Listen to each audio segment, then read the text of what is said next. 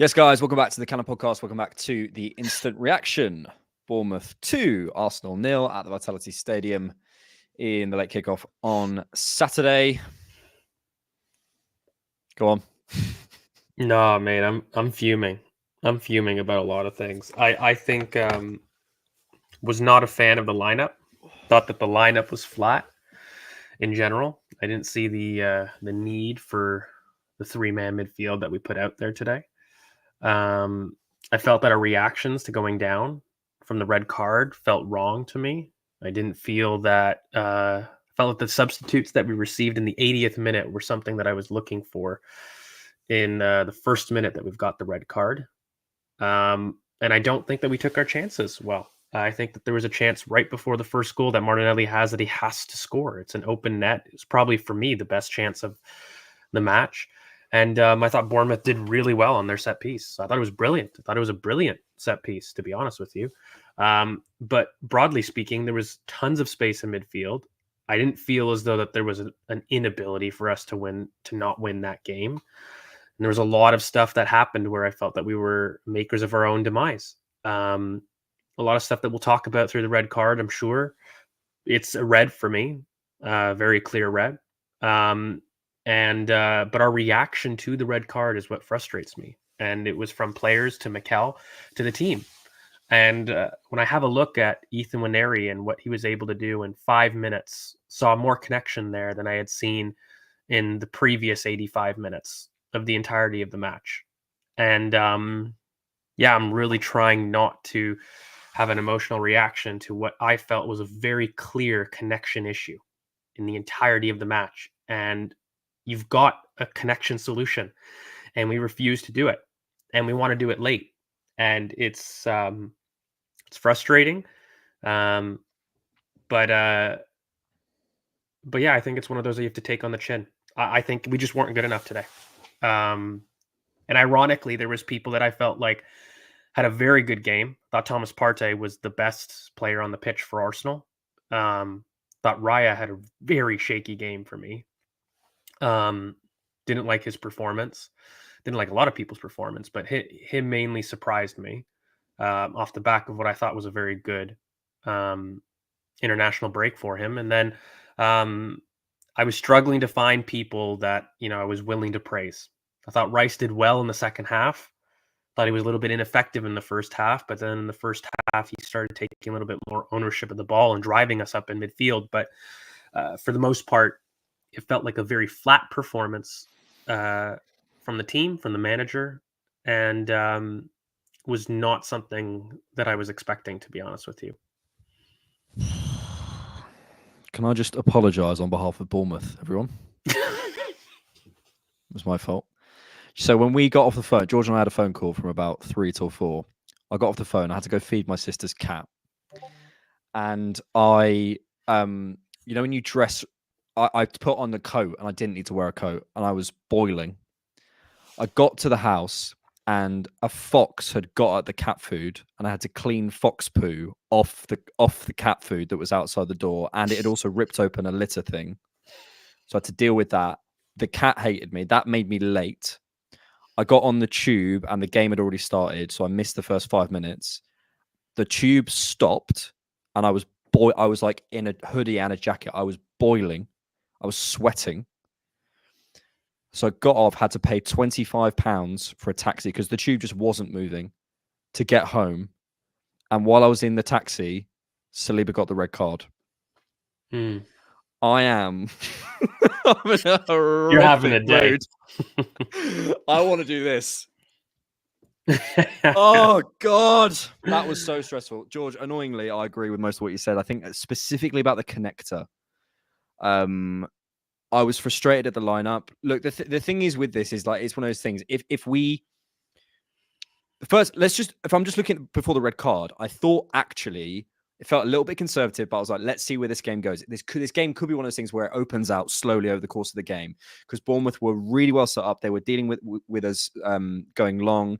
They were jumping very high, and the gaps were sort of in that space between their first line of press and where they were dealing with Havertz and Mourinho back. I thought Rice or Mourinho dropping in, if Rice starts chipping those balls in and gets a little bit braver, there could be something here. And then second half, say Waneri comes on, Jesus comes on. Maybe we win this and say, really good win, down on the South Coast, but we'll never know. But I agree with you. Once the red card happened, which I agree, unfortunately, is a red card. It's an annoying one, but it's a red card, I think. The reaction wasn't good enough. We were far too conservative. If you're already conservative on a day, and you and that sort of thing happens to you, I think you have two choices. You can't stay where you are. You either go, right, we're going hell for leather and absolutely going for this, or go further back. We're going to properly sit in. We're going to properly try and see this game out. I didn't think we did either. So that was really frustrating. And what's more frustrating is there were some really good performances in there. I thought Mikel Merino was brilliant today. I thought Thomas Partey was brilliant today. I thought Ben White was good today. I thought Richarlison had his moments, but some performances let us down. I thought Trossard was okay, but then obviously made that mistake. I thought Sterling, it's not his fault, but he's not used to that side. And that was one of the things in the first half. I was kind of looking at this moment where Wright gave the ball away. For me, it was down to the fact that Merino wasn't quite getting his distances right in terms of dropping in, but that was all good. You know what I mean? It's coming. Like that's the first time they're playing together. Sterling wasn't quite working out whether White was going to play him in or come short or go long, and Havertz didn't quite have the overlap. It just wasn't quite sort of clicking. But you're sort of going, if we can build into this, I think we can get somewhere. And obviously the red card just cuts that cord. But I agree. Overall, the reaction wasn't good enough from anyone. It wasn't good enough from the players. It wasn't good enough from the manager. You have to make a decision. And it didn't feel like we made a decision once that red card went off. It felt like we just went, right, we'll stick Kivior on, but not change our approach at all. And that frustrated me. I just felt like fundamentally the spaces were there. And what really annoyed me was that I felt that we were breaking the Bournemouth press pretty consistently. Their first press wasn't an issue for Arsenal. Despite Raya really putting in a lot of insecure moments, I thought he put us under pressure quite early. He was continuing to do so. Even in his claiming, it was very insecure. Wasn't claiming well today. So it started from the back, and there was a sense of insecurity at the back from that moment. And I thought Gabriel actually had a fairly decent game with the armband. I thought he was pretty authoritative. But look, you could see the first 20 minutes or so that people were working themselves out. It looked like a front line that hadn't played together. So I was expecting there to be some issues in terms of connection. But what I wasn't expecting was there to be some issues in terms of our ability to get into the final third. That's where I thought it was poor. And that was poor for me, coming from a lineup selection that felt very flat. And, we talk about redundancy on this channel. At times, when you talk about having Zinchenko and Jorginho together in deep build-up, there's a redundancy. We've questioned whether or not there's a potential redundancy of having many high-touch players next to each other with Odegaard and Saka. There is a redundancy to Merino, Partey, and Declan Rice. Yeah. And for me, what I didn't understand was this was a Bournemouth team that were very transition-based. I mean, they had pace and attack, but they weren't a midfield that were looking to dominate. And when you have those three, it only works if you're looking to commit more players forward to have a flat midfield. But we didn't do that. And Ben White was a lot deeper than I expected. If we were going to have that flat midfield, then we needed to have him bombing on the outside. But we didn't see that. He was fairly conservative. So for me, it made zero sense to not have somebody able to receive between the lines under pressure and offer some kind of a reference, because right now what we had was people willing to go long and nobody willing to put their foot on the ball in the block and carry through the thirds. And when we were able to do that, we ripped open Bournemouth. And it was very frustrating to me that the reaction to the red card meant taking off your one runner. I don't understand that. And then fixing that mistake in the 80th minute, it's shocking for me. It's not correct. I think Mikel lost his head. It's not often I say that. I think he did in this moment. If you were going to bring on a right center back, then you at least hold the low block and you transition well with a good runner. So if you're going to bring on a center back, don't take off your best runner. Those two things are at odds with each other. Now, if you want to bring on somebody, which he did in the 80th minute, that he made the right subs, but the wrong time. And it was, it was not a game for me that I felt like we showed our best colors across the team. I still felt like the team was good enough that he put out. I didn't worry with the lineup, therefore, that we wouldn't win, but I still felt that there was lack of a connector. I still feel as though the team didn't do enough creatively in the final third. And it came from a lack of balance. I mean, even our corner routines, we did all outswinging corners for the very first time this season. We had every single corner that we had done was an in-swinging corner, and now they were all outswinging corners. Not to say that if we had done in-swingers that would have made a difference, but it just went to show to me that throughout the match there was a series of indecision. There was indecision in the final third. There was indecision from deep buildup. There was indecision from our substitutes, and there was a lack of authority. So, I struggled to see somebody stand out. And I think you fix that indecision by just making a bold choice. And whether it's making Havertz the reference, cool. That's how we play with 10 men. Like, you gotta. What the one thing we love, and we've said so many times on the channel, we love about Arsenal is how many different types of games we can play. We can play a running game, a tactical game, a chess game, a physical game, whatever, and that's fine. But when you've got 10 men, you need to make a choice, especially with Sterling going off. It's like, are we trying to play on the transition? Are we trying to play a low block? Are we trying to play with a reference? Are we trying to play with a connector? Because there are moments where Mikel Merino is like connecting us through the thirds or whatever. It's a couple of nice moments, but that's fine with 11 men. But it's not his absolute best thing he can do. And I think you're absolutely right about the redundancies in the midfield in terms of Rice, Partey, Merino.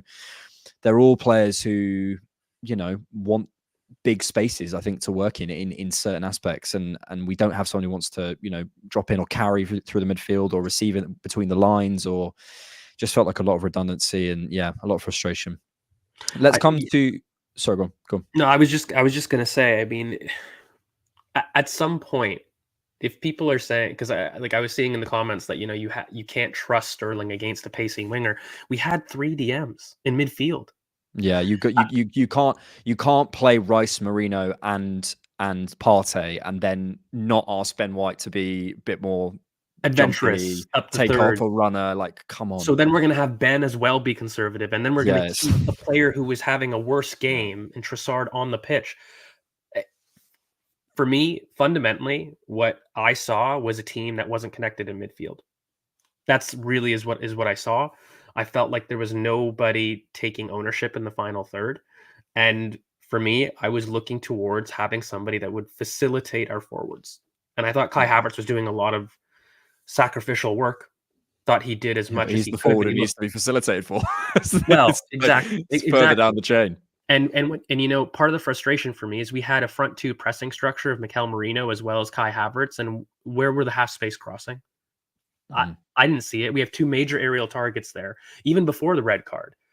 Trossard's got a very good cross on him. I was looking for a back post cross to Mikel Merino to be able to attack, but I wasn't seeing any of those things. I saw Kai Havertz able to peel off that side and be a back post cross. I didn't see Ben White able to venture in those areas. I didn't see any of that. And so I felt just like, again, there was a team that you could tell. The front line, I expected there to be some issues because they hadn't played together, but fundamentally, there was an issue in terms of our connection all match.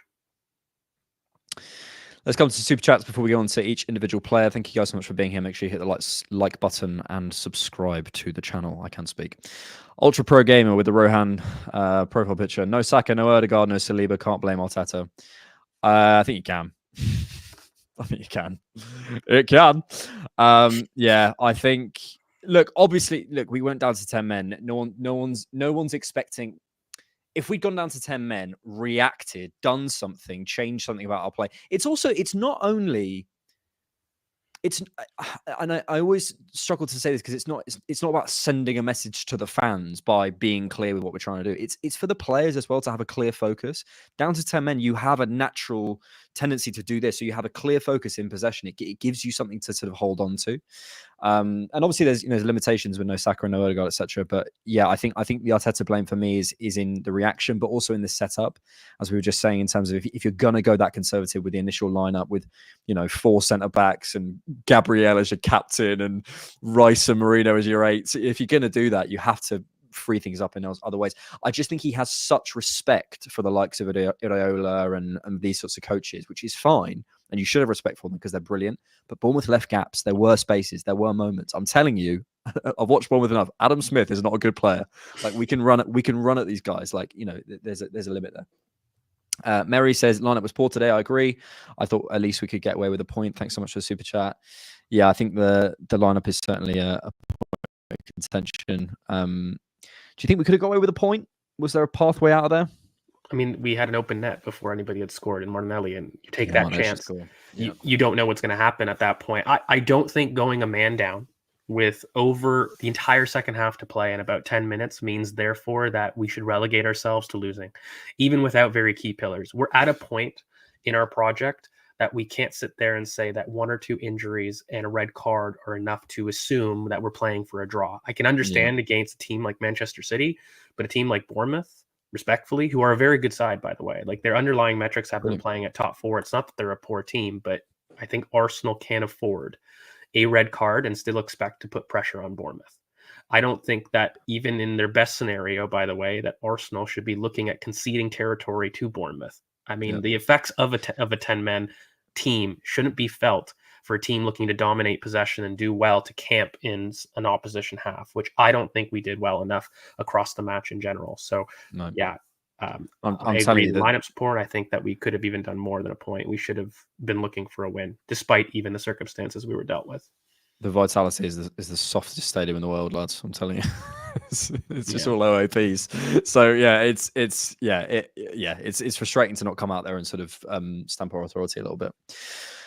Thank you, Mary. Dial Square, thank you for the super chat. Lads, I'm tired. People can call it excuses all they want. Every single game this season has been changed by a ref. We need to move. Liverpool must win. Yeah, Liverpool without Saliba is going to be tough and without Odegaard. But again, we're, as you just said, we're approaching a point now where how many more transfer windows, how many, we need to find ways to win with whoever's playing. I look, we obviously have a little bit, I think Saka probably could have been pushed for this game. It doesn't sound like he's a problem. Martinelli played half an hour. So who are we missing? Odegaard and Saliba, really? Is that enough? Obviously, I'm not saying they're not brilliant players, but Liverpool and City, when they were going for the title in those years, if Salah's out for a couple of games, they're not going, well, that's it, season over. Like, we've got to find ways of playing without these guys. And we have found ways of playing without Odegaard, and good ways, by the way. So we've got to rely on that. And Saliba's going to be a challenge, but a challenge we've got to rise to. Would you continue with Kivior? I was surprised he was double subbed. No, I don't think I would continue with Kivior. I think that a lot of the issues with Liverpool are going to be in defending wide spaces. That's where their threat is going to be for me. And so I think that also, I don't know if Kivior would do well against not even just coming in from whoever the left wing might be in terms of Diaz, but I think even Nunez, if he does play, would cause Kivior some issues. So the out to win runs, I'm more concerned with what we do up top than I am in defense. I still think Ben White can slot as a right center back and perform just as fine with Gabriel, and I think that we might be looking towards Thomas Partey to be operating from right back if none of our other right back options can come back in time. We might be looking at that. I think one of the frustrations is without Tomiyasu fit, without Timber fit, you've lost your best duelers and on the right-hand side. And so you're looking at somebody to kind of play that's going to be able to give you something in wide spaces. And I thought Thomas Partey had a brilliant game. So right now he's the most informed player for me to deal with wide spaces right now. So yeah, I would do that. We'll come back to the other super chats in just a second. Thank you guys so much. Really appreciate it. We're just going to go through the individual performances now. David Raya we kind of covered. Yeah, I didn't think he covered himself in glory. I thought he was a little bit shaky. I think you can overplay that sometimes, but it wasn't his best performance. I actually thought Ben White, it could have been a fitness issue, but I thought Ben White certainly defensively was pretty secure. I'd love to see him sort of allowed sort of the freedom to. He was very conservative. I wonder if it was an injury thing. Could have been an injury thing. Although from the interview that he gave to Ben Foster, which I think was in the international break, I'm pretty sure, it sounded like he was saying, he was sort of alluding to the fact that he's been playing on an injury and has now had some time to sort of settle out of it. Maybe if Timber was available. Do we know how long Timber's going to be out for? I haven't seen. I don't think it was specified. Okay, well, hopefully not too long. But yeah, maybe he wouldn't have played if Timber was available. Saliba, I thought was fine before the red card. Gabriel, I think we had a good game. We've sort of discussed him. Calafiori, thoughts? I thought he was really good aerially today. Did well there. I don't think he looked connected, and he didn't really bomb on as much as I thought he would. A little bit of a conservative game from him on the ball, but pretty faultless. There were some times that I thought he was a little bit over aggressive and got beat on the outside.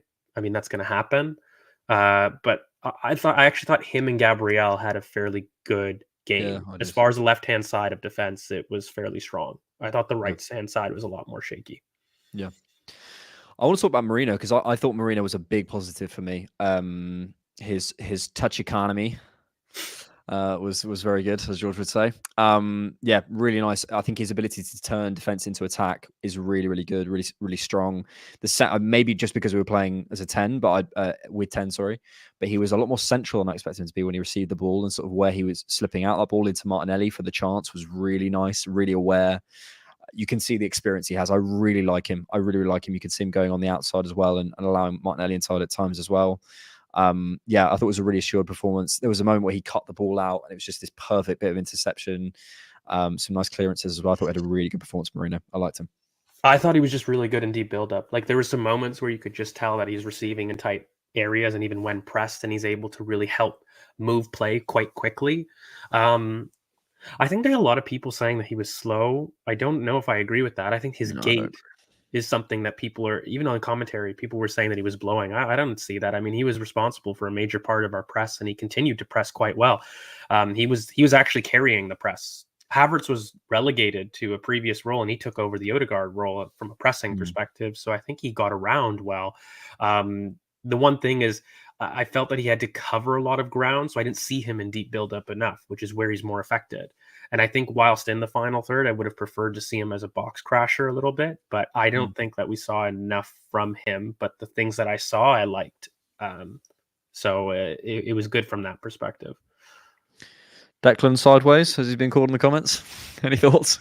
No, I don't know. Like in the first half, I'd agree. I didn't know if Declan had a great game. Well, not that he was bad, but I just don't think he was in the game in the first half. But I thought in the second half, especially after the red card, he did a lot to drop into the back line and offer himself as a third center back and drive the team forward. I thought he was really good in the second half. I don't agree that he was poor. But I think that's because he's facing play, and we always talk about this. Like when he's facing play, he's unbelievable. When he's expected to be ahead of play, receiving, you're just never quite going to see the best of him on the ball. So I think he's been put in a bit of and when we're talking about a team that is struggling to put the ball through the middle and sort of connect, when Rice is basically expected to be that, I don't think that's where you get the best out of him. So I don't think he's being set up to particularly play well. Sterling, as I said earlier, I thought was actually fine. There was a nice moment when he took on Kirkes and beat him. So I like to see that bit of confidence coming back. I think his fitness is coming up. I just felt he struggled to know when to come short and when to go long. There's quite a few moments in the first sort of 20, 30 minutes or so where Havertz was, he'd drop in and the ball would go over the top and he wasn't there. And then Havertz would sort of expect him to go on the outside. He wasn't. It just felt like a disconnection issue. I don't see it as a huge problem. He's kind of switched between the left and the right. It's just going to take some time. And in a naturally established dynamic, let's say between Ben White and Odegaard, they can say, right, well, we're cool. Tell us where you want it. But when there's a little bit more with Havertz coming in, I think it just disrupts it. I think he was pretty good. I think it's a shame he had to be sacrificed, but it is what it is. Yeah, I thought that he was bright for me. He was willing to take on his man. A couple issues in terms of tracking back and maybe understanding the pressing structure. Actually, interestingly enough, Marino was actually well on board with that very early, telling Sterling when to go and when to hold. So I still think Sterling is kind of getting to tune with some of his defensive distances in the team. But in terms of his on the ball, at least he was willing to take on men. And I thought he was bright in moments. It's just he's just a type of player that I think is going to be low touch. And if you're not going to maximize those moments, you're going to be left with saying that you were poor. And there's a part of me that is saying, while Saka is out, do I have time to really coach you to be somebody that I need in moments? I mean, you've come in and you know the league. Like, am I supposed to expect things from you off the bat? There is a part of me that's saying, yeah, I need you to do more. But again, it was 30 minutes. What are you going to critique at that point? You know, the front line he's never played with. So it's difficult. Especially on the right as well, because it's such a specific role that Saka does. Like, I think the left he's closer to what I think Martinelli can do. And, you know, we kind of saw with that ball from Miles against Bolton. Like, you can see like those sorts of come short, run in. He can do that sort of stuff. I think he's closer to Martinelli's role, to be fair, on the left than Saka. So, especially on the right, I'm willing to give him a little bit of time. Who knows if he carried on, fit runner available to Mikel, and so he played the most fit runner that he was able to do. My issue was like, okay, so the biggest issue with the Sterling issue and why we felt that there's a lack of connection, by the way, is that if you're going to have Ben White be conservative because you're fearful of an injury, which is fair enough, no problem. He needed a high touch player next to him because you've switched dynamics from the left to the right. So how we play with Martinelli, by the way, on the left, in which we need somebody willing to be a high touch player next to him to play him in. We didn't have that in Mikel Merino. Merino was able to go and fill in the out of possession role of Odegaard, not the in possession role. And that's where we struggled the most for me. Ivan Smith, thank you so much for your super chat. We weren't good enough with 11, and the team deserves some blame for the performance, but it's never a red. 3 reds and 8, and none were correct. 7 points taken by the refs in a title race is unacceptable. We won't go back over the other reds. But today's red, yeah, look, it's really frustrating considering where we are in the title race and stuff, and the fact that I think we've had more reds already so far this season than we had in entirety last season. Unfortunately, though, I do think it was a red. I think Raya's backing off. I don't think Ben White's getting there. The only thing I'll say is this week the Premier League came out and said that VAR should have a much higher threshold for getting involved. I think it's close enough that I think that's a bit harsh that VAR gets involved. But once VAR is involved, it's a red. That's the only thing I'd say, really. People aren't going to listen to this, but 100% it's a red for me. But the frustration that I think comes from fans is because of the earlier Aston Villa decision. Oh, I didn't say it. What happened? Similar situation near the halfway line, and they've given a yellow for a clear on-goal opportunity. And so that's where, I believe it's Villa. Maybe somebody in the comments can double check. I'm very sure that it was Villa that had a very similar situation as this, which is why I think fans are saying, where's the consistency yet again? Not to draw a media narrative again, but it's kind of beyond that. I still think it's a very clear red as far as I'm concerned. I think when you're in that position, you cut across somebody, whether he goes to ground early or whatnot. I just think as a defender, you put yourself really poorly there. You make a pullback. It is a clear goal scoring opportunity. Yeah. If I was a ref, I'd make that a red. I'm more upset at other reds in this season. Same. I think sometimes when you're relieved, it's a yellow. Like I think that initially it just tells you something. I think people are killing Trossard for that pass. It's just a miss hit, and I'm not saying it's okay to miss hit a pass. I'm not saying that, but people will remember this performance as Trossard ruining us. And I'm like, that's not fair. He mishit a pass. It's going to happen. It's just unfortunate the area it was going to and the way Saliba dealt with that. So it's one of those things. Nathan Piper, there is only so much adversity we can face. No Saka or Odegaard. Our playmaker was David Raya. The worst game for individual errors like this. I think I probably agree with that last little bit. Yeah, I think maybe where I disagree with what I just said about Trossard is it is one of those games where it felt like, especially away from home with players down, we need full concentration. And this is why I'm frustrated about the not coming out the blocks and being quite conservative. Maybe we would have grown into the game, but you can't take that long in the Premier League. If it's going to take you 40 minutes or 60, or it needs to be 10 minutes sort of testing each other out, and then we're going. And or 5 minutes. And I just don't know why Saliba didn't trust himself to keep up with Evan Nielsen. It's not like we were dealing with a forward that was electric in terms of or Ryan to deal with it, or White to cover. Yeah, it was a strange decision. How I put it, really simply, hospital pass by Trossard, which is horrible. But then Saliba has a horrible reaction coming across a player and then tugging him. They're both equally horrible. Yeah. I don't know who you want to take. Who you want to blame more is on you. I mean, I think from a center back perspective, I'm always going to take the case of a defender because I was a fullback, and I'll say that's on you for putting me in that position. But equally, I'm never supposed to do that. I'm never supposed to cut across the body. I should just shepherd. And I think Saliba's got the pace to deal with that. So I think it's equally poor reaction, and as well as a hospital pass from. And this is why Real Madrid shouldn't sign him. This is why, guys. Florentino Perez, I know you watch the Cannon podcast. This is why you shouldn't sign him. Go sign Konate or Lukeba, whatever his name is. Go for it, guys. Jezza, 27. Thank you so much for the super chat. Really appreciate it. Mikel got it horribly wrong today. Too many changes. It was obvious Leo and Sterling weren't working, and you cannot play Declan, Thomas, and Marino in the same team. I think we've certainly covered that. Was it too many changes? I did feel that. I don't know what choice he had, particularly in certain cases, but sometimes when you're bringing that many, not that many, but Sterling and Marino are unfamiliar, certainly. And Calafiori, it's a lot of new faces. Don't know. I think he actually tried to limit some of the changes, but that's why Declan was left central midfield as opposed to Mikel Merino. Yeah, I agree with And that. Yeah. and I think that's what he did. Uh, Again, I just think that it was a lack of a connection. I don't know if it was too many changes. I think I was okay with the number of changes that I saw. The one thing that you could argue is Trossard in a completely different role to what has been successful to him. We played a 4-2-4 with Havertz and Trossard operating Yeah, as it's almost more two central. Yeah. attacking midfielders. So if you're going to do that and you're going to play a different system, there might be an argument to have two touchline wingers, which is what I would have done to start the game, as opposed to that. But really, the issue for me happened more in midfield, where you've got three DMs and redundancy down there. Yeah, and if Martinelli's not available, put Sterling on the other side and have White bomb up. Like, do you know what I mean? I think Trossard. Yeah, like there was a moment. There was one. The best action Trossard had was he went forward kind of on a counter attack, and he doesn't have the pace. We know that, but you can see the technicalities. Santi Cazorla-esque, pulling the ball back and Cruyffing and turning out of play and stuff. He looked really, really good, and you can see that centrally. That's just where he's best. Thank you, Joseph, for the super chat. Really appreciate it. Shivank says Kivior and Jesus are free loaders in our team. Well, to answer that, George and I did a whole scouted episode on Jesus, which you could check out on the kind of podcast. I do feel sorry for Kivior. I just don't. There's another whole conversation about him. I think he was put in quite a difficult position today, in a frustrating, and we're looking for people to blame. Honestly, for me, if I had to draw a blame pie chart, I'm probably looking at Saliba and Arteta today. Really, I think those are the two. Kivior's somewhere there, but I'm not sure he's sort of up there for me. Billy Pryor, Arteta has to sub at 65 minutes. Ethan plus MLS or Jorginho. Would you have liked to see MLS today, George? It might have been nice.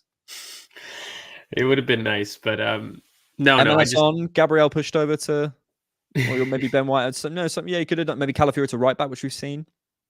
No, I don't think so. As much as I love my boy, I don't think this was the game. Again, if there was something, Ethan was something that I really struggled with. I can't get past my initial gut feelings, and I'll have to rewatch it to double check. But I felt that Ethan did more in the 5-10 minutes, or 8 minutes rather, really good on the pitch than anybody had done in the 85 minutes in terms of connecting the team from back to front. Yeah, that's what we missed. Got a crazy yellow card decision against him. Not yellow card. Sorry, foul decision. That was mental. Yeah.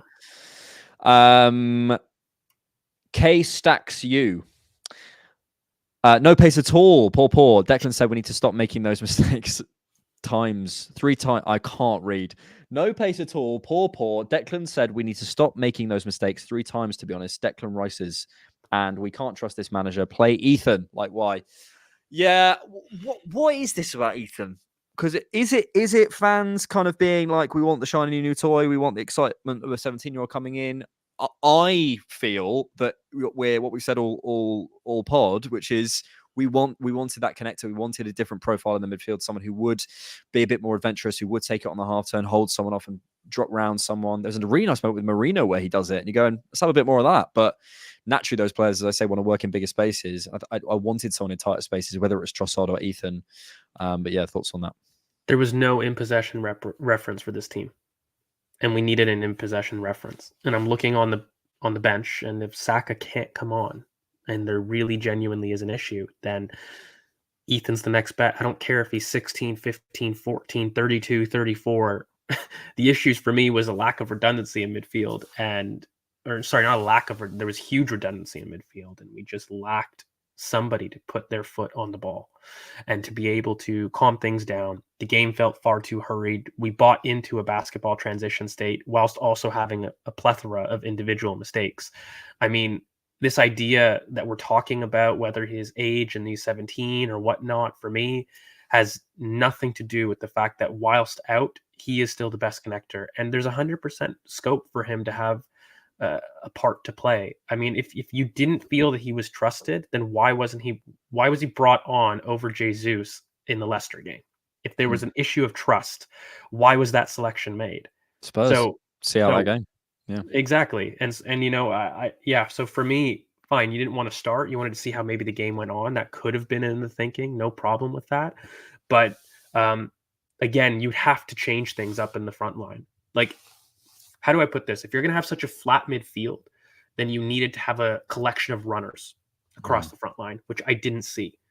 And on top of that, you need to give scope for your fullbacks to join. So you can't have it all where your fullbacks are also going to be reserved. You're going to have a flat midfield as well as nobody to sit there and receive between the lines. Because then we ended up, I don't know, I don't want to be crude, but it looked like a series of defenders in the final third. It's Pulis ball. Totally Pulis ball. No, for me, he has the ability to create for us. Yeah, I agree. And I think your point about trust is true. It's like, okay, let's say you think Ethan wasn't trusted. Why have these things happened? You know, at Leicester, why is that happening at Spurs? I don't think it's a trust thing. I think it is a decision that Mikel made. And finally, from Ultra Pro Gamer says, I don't want Marino on the right. I thought Marino was fine actually today. I didn't think there was an issue with him. I didn't think he was on the right in that sort of way. Like he wasn't glued to the right. I saw him in various areas. One thing that I do agree with is on the right, it meant that he was a higher midfield, especially in the setup. And that's what I don't love. Like I do think he's much better in deeper midfield, but it kind of goes back to that whole thing again. Where do you want your Partey's? Do you want your Declan Rice's? Yeah. Do you want your Marinos deep? There's a redundancy there. Yeah. Well, there's been something missing from this instant reaction up to now, George. The stats. So 2.6 expected goals to 0.8. I don't think we had a shot on target. We had one shot on target from Martinelli. That's exciting. 4 open play shots. We had more possession. Wow, I didn't feel like that. 51.6 possession. 37 final third entries to their 54. 17 progressive passes to their 24. 29 clearances to their 20. PPDA down at 8 to their 11.3. It didn't feel like an 8 PPDA game, actually. That's interesting. There's the running XG. You can see where it goes, pear-shaped after the red card. And this is the part that I'm frustrated with. Mm-hmm. Like, going away to Bournemouth with a team of 2 players who aren't over 6 foot. Like, stamp some authority. Like, for me, that's egregious. That's really not good. There's the shot map with the XG, which you can have a look at later if you want to have a proper look at it. And there it is, lads. We lost on field tilt, which is the real tragedy of the day. See some people saying that there's some people, I won't say who, but mocking us for field tilt. Just to be clear, we don't think field tilt is the most important stat. Just for the avoidance of doubt. Whoa, sorry, no, I didn't say that. I didn't say that. I didn't say yourself. Sure. Okay. Sorry, I blacked out there. What did I say? It is the most important stat. What are you on about? A moment of madness. Apologies. Let's come to that final super chat before we close off. Why can't this manager trust and play Ethan? Like, why? It'll come. Yeah. Look, I think there's a part of me that wants to say, like, you know, it will come. I can't lie. I'm frustrated. I think this was the match. I will say Leicester and Southampton are absolutely the games that, you know, we should really be going hard on. Why isn't Ethan there? I mean, from a other perspective, Bournemouth, I can understand away, top physical team with really high press. Fine, you're hesitant. I can understand the hesitancy, but it's just you've gone the other way. So you can still not play Ethan, but then not play a very flat midfield and ask Ben and Calafiori to remain conservative, right? Like there's a little bit of play here. So you can always make a reason for why someone's made a decision, and we hope so. I felt in my gut, in my heart of hearts, to cap off this whole thing, there was a level of indecision from manager to players, and I felt that there was a lack of connection, and I felt that this is just a day that, you know, we're gonna have to take on the chin, go and move on and look towards Liverpool and try to see what we can do to change. I think that there's a lot of things that will have to change in terms of our intent on the ball. And I hope that we strike a better balance. That's about it. Very frustrating day. I need a pint. I can't believe I was dealing with fox poo and then Saliba got sent off. I paid £22 or something for an Uber to get home so I could watch the game. Absolute joke. You know what's hilarious? We have to rewatch that game. Oh, God. Do we have to rewatch that? Can we rewatch the Shakhtar game instead? Can we? Oh, goodness me. Let's rewatch the Shakhtar game. I'm not rewatching that. No, thanks. Or maybe we can rewatch like a bit of it. Let's see what we do. See how we feel when we get there. Maybe I'll have the courage to reface it. Thank you, everyone, for being here. Really appreciate it. Spanish Tony Pulis back again. We'll be all right, guys. We lose matches. It happens. First time in 6 months, so yeah. it hurts. But It it's does definitely hurt. It's something that we can move on. It's not familiar, but we will be there no matter what happens. Thank you guys for sticking around. I really appreciate it. Over 1,000 of you watching, even after a horrible defeat, which is very nice. So thank you everyone for watching. Make sure you sub to the Cannon Pod. We put out a new set piece special, which I don't think many people saw, frankly. Didn't get many views. Go watch it. It's really good. If you want to cheer yourself up, we are unbelievable at set pieces. We had Jake from Potshot Pod, a set piece specialist, talking through it, which is really good. And George did a great job talking to him. So go check that out. We put that out yesterday or Thursday night, maybe.